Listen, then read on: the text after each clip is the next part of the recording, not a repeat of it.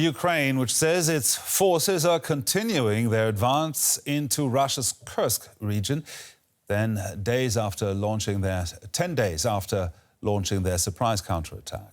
Ukrainian President Volodymyr Zelenskyy says his government has held talks on setting up a military administration in Kursk to allow the evacuation of civilians. Kyiv said it plans to use the area as a strategic buffer zone to protect its border areas from Russian attacks. Ukraine's cross-border advance into Russia has also renewed calls for its Western allies to drop their restrictions on how their weapons are being used. Let's take a look at those so-called red lines and how changing them might affect the situation on the battlefield. Taking the fight to enemy territory. Ukraine's incursion into Russia, putting the spotlight on its capabilities and Russian vulnerabilities, allegedly using Western-supplied fighting vehicles. U.S. senators visiting Kyiv as the operation was unfolding said it's time to allow Ukraine to use U.S. weapons as it pleases, striking farther into Russian territory, a red line the U.S. has so far shied away from. We want to convey to the administration a message that it should provide more flexibility and authority to Ukraine in using the weapons that have been provided to strike deeper behind the lines that exist right now. There are limits and issues of permission. We hope to cut through them. Thank you very much, everyone. Ukrainian President Volodymyr Zelenskyy has long been fighting to erase that red line. The Minister of Defense and all our Ukrainian diplomats will work as actively as possible with our partners on long-range capabilities for Ukraine. We need appropriate permissions from our partners to use long-range weapons. This is something that can significantly advance the just end of this war, as well as save thousands of Ukrainian lives from Russian terror. The front line in Ukraine has moved little in recent months, with Russia slowly expanding the territory it occupies, capturing a handful of villages at great cost. Now, for the first time, Ukraine controls territory inside Russia. Ukraine says it holds an estimated 1,000 square kilometers in the Kursk region. The shaded area here shows the area of the Russian border regions of Bryansk, Kursk, and Belgorod that are in range of U.S.-supplied HIMARS missile launchers that Ukraine has now. But almost all of Russia's military and air bases are beyond that range. Zelenskyy has consistently pushed to use longer-range missiles like advanced ATACMS that can fire up to 170 kilometers. Another red line. But that would make it harder for Russia to protect the air bases from which it launches most of its air attacks on Ukraine's cities and infrastructure. There are also ATACMS with a 300-kilometer range, which could threaten even more Russian assets. Over the past 2 years, the West has escalated its own arms deliveries, from HIMARS multiple rocket launchers to tanks to long-range missiles to fighter jets, each considered a red line, all without Russia taking serious steps to counter. Over the conflict, the red lines have changed. Earlier this year, the U.S. said Ukraine could use ATACMS to fire across the border, only in parts of the Kyiv region that were under attack from Russia. That's not the same area where Ukrainian troops surged across the border this week. For his part, Russian President Vladimir Putin has said he has red lines too, warning of possible nuclear escalation if Russian territory is attacked. He hasn't repeated those warnings since Ukraine's incursion on Russian soil, playing it down and blaming the West. Apparently, the enemy, with the help of its Western masters, is fulfilling their will, and the West is fighting with us with the hands of Ukrainians. It seems the red lines may not be quite so red, as Ukraine tries desperately to change the calculus on the battlefield in its favor. Well, how red are these red lines? Let's discuss this with Robert Murret, a former vice admiral in the U.S. Navy, now a military and defense analyst with the Institute for Security Policy and Law at the Syracuse University. Admiral, how has Ukraine's incursion into Russian territory affected this red lines debate?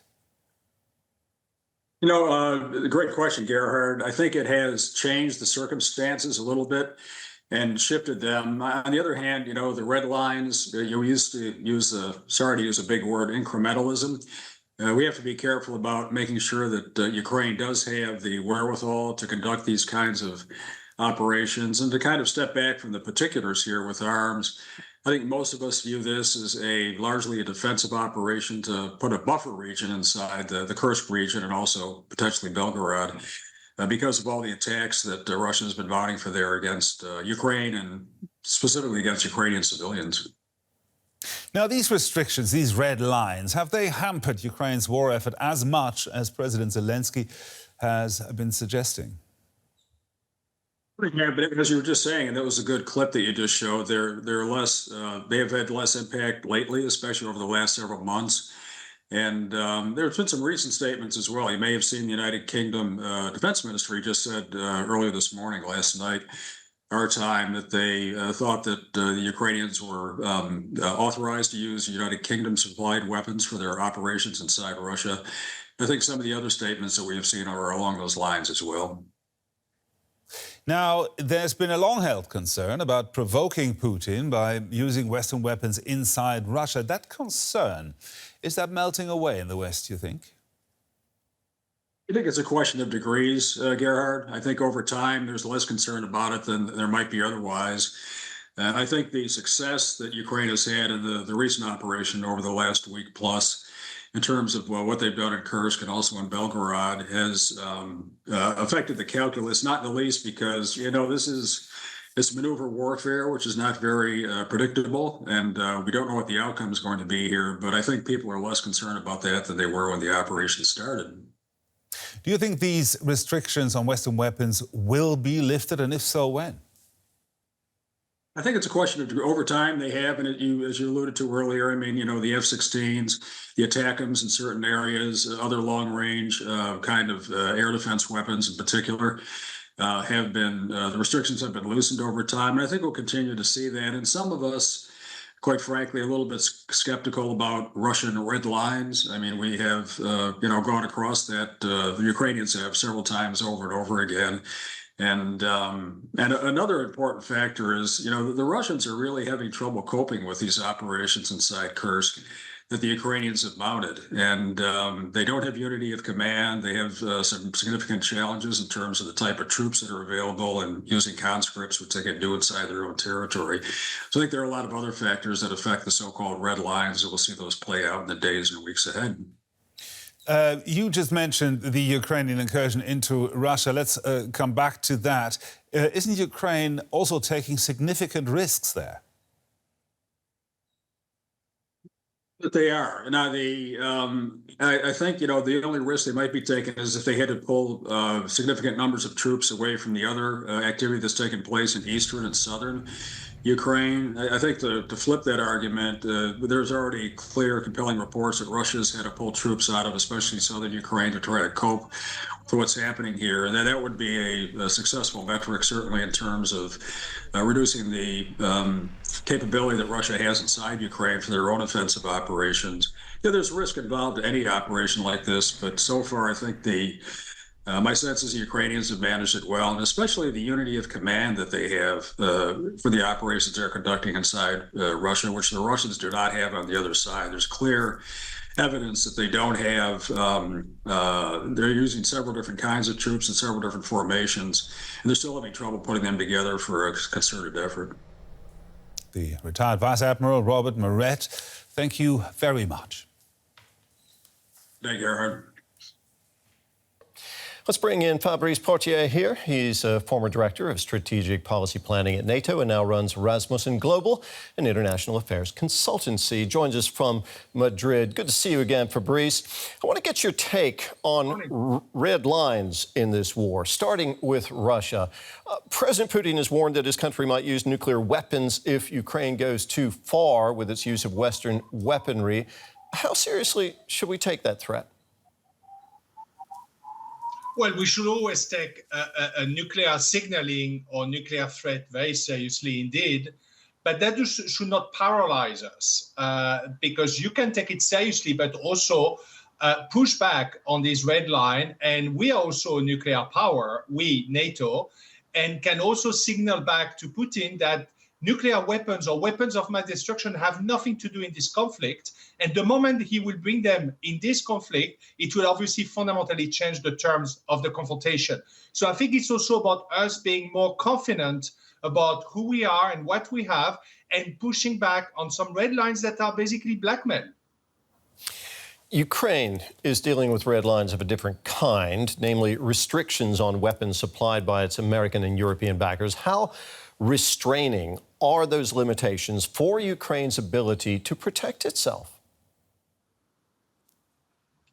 I would say it's debilitating, and it's very frustrating to see that more than a year after having asked for longer range weapon system, you still have some significant caveats, including from the United States of America. Germany has refused to provide the long range cruise missiles, Taurus. So I think Ukraine is still, unfortunately, fighting with one hand in the back because of their own political caveats we put. However, I think the incursion in the Kursk Oblast is crossing a psychological threshold. First, vis-à-vis Russia, because for the first time, like you said earlier, Ukraine is actually on Russian soil. And second, a psychological threshold with ourselves, with the West, where Ukraine is showing that actually it can exert self-defense on Russian territory, that you can have a form of active defense in order to defend the Ukrainian territory by taking it to the Russian territory. And maybe this could change the calculus, hopefully, in Washington. You call it crossing a psychological threshold, but what about the actual military value of this incursion? How important is that, and why is it advantageous for Ukraine? I think it's difficult to draw a definite assessment. There's also a bit of a fog of war aspect here, where we're not working with the full picture. However, what is clear is, first, this incursion has managed to inject some doubt and ambiguity in the Russian mindset, and they have to change how they are prosecuting this war. Not fundamentally. Clearly, you can still see that the majority of the Russian forces are alongside the 1,000-kilometer front line, but certainly they have to shift forces along and start to make difficult choices. So that's already a big achievement. Second, whether the Ukrainian forces can hold the territory they have captured on the Kursk Oblast and use it as actually a launch pad for deeper strikes against Russian airfields, that are actually those airfields from where the Sukhoi and the MiG jets are taking off to deliver those terrible, terrifying glide bombs, which is the main issue for both the Ukrainian forces, but also the civilian population. Whether the Ukrainian can hold that territory, these extra tens of kilometers, to gain basically additional range and go after those airfields, that's another important question. And then finally, I think whether this incursion is going to be followed by another type of operation, maybe elsewhere along the front line, now that the Russians also have to dilute some of their forces, and maybe the Ukrainians will attempt something in the south, which is really strategically important for them. I want to come back to the caveats that Ukraine's Western backers have placed on its use of weaponry, particularly long-range weaponry. Given what you said about those restrictions being so debilitating for Ukraine, limiting its ability to defend itself and to reclaim its territory, do you think those restrictions are going to be lifted? I think it belongs to a very few leaders, mostly President Biden, but also Chancellor Scholz to make those decisions, quite frankly. The French government, but also to an extent the British government, have basically released those caveats. So I think it's down to really the two key NATO powers here. However, I think what's important to know is the Ukrainians are not waiting for us to make up our minds. They're actually, thank God, developing their own long-range deep strike capabilities. It's obviously going to take time because this is a much more sophisticated technology than other systems. But hopefully they will have their own homegrown systems, which will allow them to actually do what the US and the Germans are denying them. Fabrice, thank you very much for talking with us again. That was former policy planning director at NATO, Fabrice Pothier. Kurt Volker is a former US ambassador to NATO and a former US special representative to Ukraine. Welcome to DW. This Ukrainian offensive took pretty much everyone by surprise. Do you think that included Washington? Yes, I do. I think that there were certainly people at an operational level who might have seen more things that the Ukrainians were doing, but I don't think this was understood at the highest levels that this would be the kind of offensive that it has turned out to be. The Ukrainian Interior Minister said today that his country wants to create this buffer zone in Russia to protect Ukraine from shelling. What's your assessment of the purpose of this incursion? Well, I think the most important purpose, and one that has already been accomplished, is to show the Russian people that what Vladimir Putin has been telling them for the past 2 years is a lie, that this is a war. It's not a special military operation. It's not antiseptic. It's not cost-free to Russia. And instead of being an accumulator of Russian lands, comparing himself to Catherine the Great or Peter the Great, Putin is the first Russian leader since World War II to lose Russian lands. And so this is a very important turning of the narrative against Vladimir Putin. It's one thing to catch Moscow napping, as it were, and make these incursions. Quite another thing, having woken up the giant, if I can mix my metaphors, to hold your ground and then hold on to these border regions. Yeah, I'm not sure that Russia is a giant. They've been struggling to make gains in Ukraine. It's been pretty much static along the front lines with very marginal gains at very, very high cost to Russian forces for a year and a half now. They had to concentrate almost 90% of their military capacity on Ukraine in order to sustain the war effort. And that left them completely exposed in a place like Kursk. So it's clear they don't have the capability of both attacking Ukraine and defending Russia at the same time. It'll be interesting to see how Russia finally comes to grips with this incursion, because so far it's been close to a week and they haven't really figured out what to do. And so do you think Ukraine will be able to hold on to these Russian acquisitions? I think they will be able to hold on to a substantial portion of territory for some time. I know that they are digging trenches. I know that they're bringing in reinforcements and armor. So their intention is to hold this for some time. And this is a very important change in the dynamic of how people perceive any kind of peaceful solution to the war later on. Until now, when people talked about negotiations, it was always the assumption that Ukraine is going to have to give up territory to Russia. Now it is much more a position of being a trade. How do the two sides mutually exchange something to come to a settlement? Are you surprised at the lack of a stronger or louder response from the West, who have given Ukraine so many of these weapons on the proviso that they do not attack Russia? Yeah, I actually am a little bit surprised, given the restrictions that have been placed on the use of the ATACMS for hitting deep inside Russia, restrictions, frankly, that don't make any sense. I thought there would be more objection on those same grounds, but it's very pleasant to see that people are saying, look, Ukraine is defending itself. They've been under attack for 2 years. Let's let them do what they need to do. So, well, what do you think is going on there? Is that a change of policy, or is that just sort of looking at the reality of what's going on the ground and saying, oh, OK, fair enough?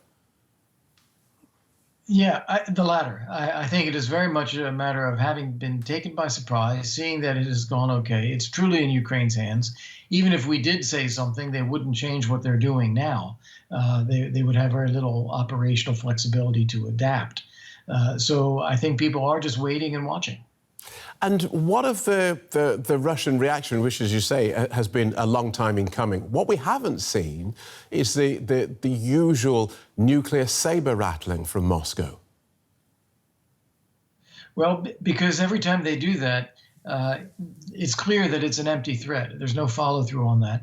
And they don't want to do that now when their own territory actually has been invaded and then not follow through.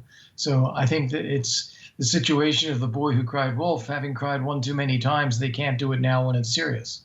Right. And just going back to your thoughts about Moscow being unable to control its own borders, lacking the forces to control its own borders, it has been quite shocking to see how apparently easy it has been for Ukraine to penetrate and to hold. And then you think back a year to when there was this rebellion and Yevgeny Prigozhin's men were able to apparently march on Moscow with impunity.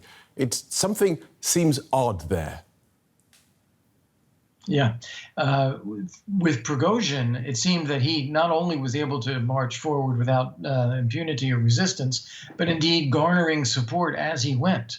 And you remember the pictures of him having tea and coffee inside the military headquarters at Voronezh. So it was clear that there was something going on where he was being supported.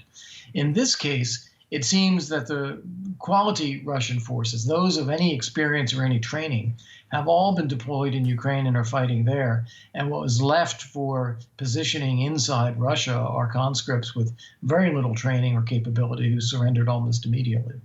Difficult for Vladimir Putin to escape blame for this, as you say, the largest, the only invasion of Russian territory since the Second World War. There's not a lot of people to turn around and say, it wasn't me, it was them. Who does he fire for this? That's right. Yeah, he's done his best to blame the generals. He's done his best to castigate people in public on camera to say that somebody else did something wrong. But the reality is this is directly the result of Putin launching this war in Ukraine and it going very badly for Russia. US Senators Lindsey Graham and Richard Blumenthal were in Kyiv this week, urging more support for Ukraine. Is that likely to happen before the US election? I wouldn't say more support. I do hope that we eventually lift these restrictions on the use of military assistance. I think that's very important.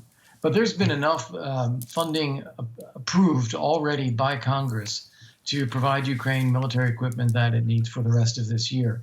It'll be next year, when we have a new U.S. administration, that we will need to renew pledges of U.S. support. And I hope that both the success of this campaign and those kind of sentiments coming from a bipartisan delegation in Ukraine carry the day, and we find it not as difficult to approve the next level of military assistance next year compared to how difficult it was this year. Because you think part of one of the objectives of this action has been to demonstrate to Ukraine's backers that we are still in the game. Absolutely. Yeah, to show that it is not money just wasted, that it is actually able to make a difference and the Ukraine is able to use it well, both in terms of not being siphoned off through corruption and also the Ukraine has the military capability and the leadership to put it to good use. Good talking to you. Thanks for talking us through that so clearly. Kurt Volker, former US ambassador to NATO, former US special representative to Ukraine. Thank you.